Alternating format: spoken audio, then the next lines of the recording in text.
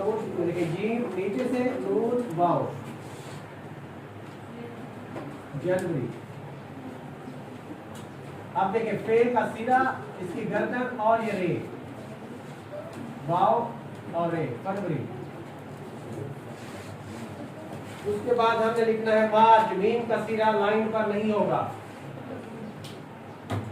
ऊपर ले जाएंगे रे और चे डालेंगे, थोड़ा फासले पे डालेंगे ताकि रे के साथ चे ना टकराए।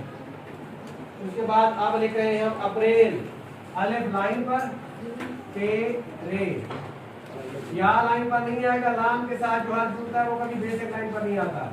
अप्रैल, मई, मीम के साथ या और फिर या, मई में दो या आते हैं, एक या पर हमजा आएगा। जून, जीम वाओ और ये दो, जून।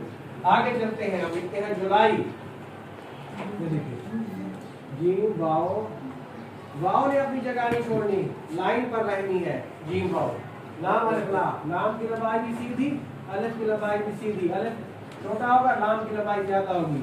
ये बेटा दो या है, या और या, पहले या पे हमजा। जुलाई में भी दो या आते हैं।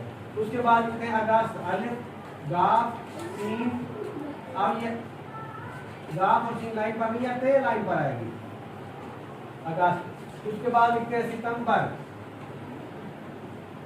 सितंबर। फिर देखिए बेटा अक्टूबर। अलिफ लाइन पर, काफ नीचे से जुड़ेगा, ते वाओ, वाओ अपनी जगह पर, बे रे, बे के साथ रे लाइन पर आएगा अक्टूबर।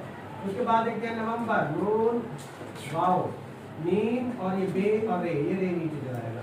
फिर आखिर में लिखते हैं दिसंबर। दो दंदाने तीसरी बार, मीम फिर बे और ये रे। तो बेटा ये जितने भी अल्फाज हमें लिखे हैं, हफ्ते के दिनों के नाम, फिर सिमतें आ गई, मशरक़ मगरिब जुमात दिनों, और फिर साल के महीनों के नाम। तो इनको आपने बिल्कुल खुश खत करके अभी लिखना है।